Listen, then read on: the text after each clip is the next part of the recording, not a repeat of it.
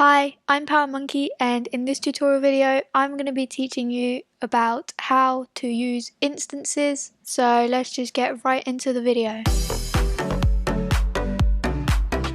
So we're just going to add a script in script service. Let's rename this script to instances and let's add a comment. So to create a new instance, you are going to use instance.new.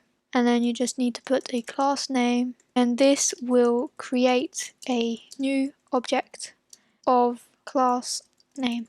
So let's do local part. So let's say we want to create a new part, and we're going to want to change it into base plate, and we're also going to change its name and color. So we're going to do part equals, so as you can see right now there's no part in the workspace, so we're just going to do part equals instance.new.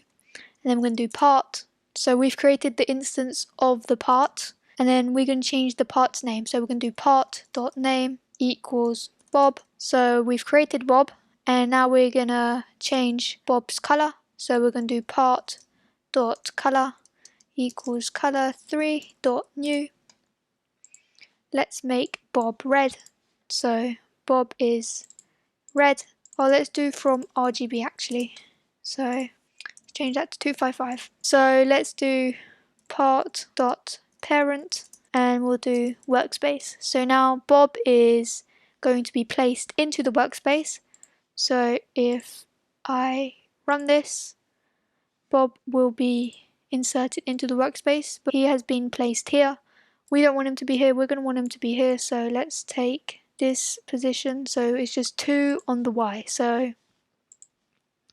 let's do part.position equals vector3.new, and we're going to do 0 to 0 so that he'll be moved up to 2 studs. So let's change part.material, and we're going to do enum.material.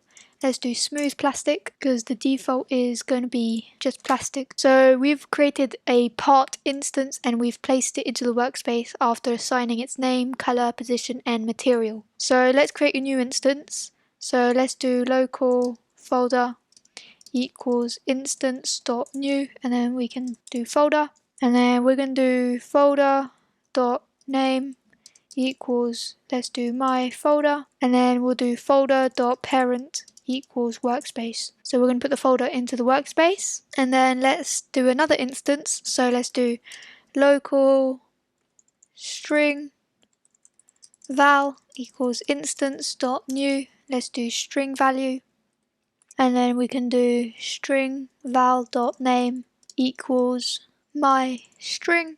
So then we can do string val.value, and we can do hello world with a smiley face, and then we can just do string val.parent, and we're going to put this new string value instance inside this folder right here. So we're going to do equals folder because that is the variable we have assigned to this folder instance. So now the string is inside the folder and the folder is inside the workspace. So let's see, so if we run this, you will see that when we go into the workspace, there is my folder and there is my string with my hello world with a smiley face value. So now let's do, wait 1 second, so after 1 second we're going to change part.name, and we're going to make this equal to string val.value. So Bob's name is going to be changed to this string right here, and then let's do another instance. So let's do a particle emitter. So let's do local, let's do PE for short, and we'll do equals instance.new, and then we do particle emitter. There we go, here it is. And then we can do pe.enabled, we're going to set that to true, and we can do pe.parent equals part. So now the particle emitter will be placed inside of the part. So when we run this, as you can see, the name has been changed. Bob's name has been changed to the my string value. So here it is, and the particle emitter is here and it's coming from the part. So the particle emitter has been placed into the part for it to work. So that's pretty cool.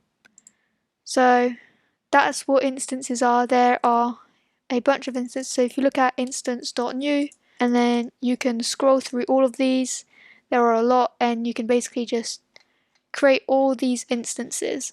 So there's a lot that you can do. So that was it for this tutorial. So now you are able to create new instances and use them for your games.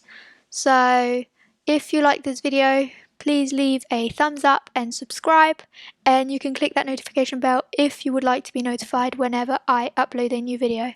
So thank you for watching, and I'll see you in the next video. Bye!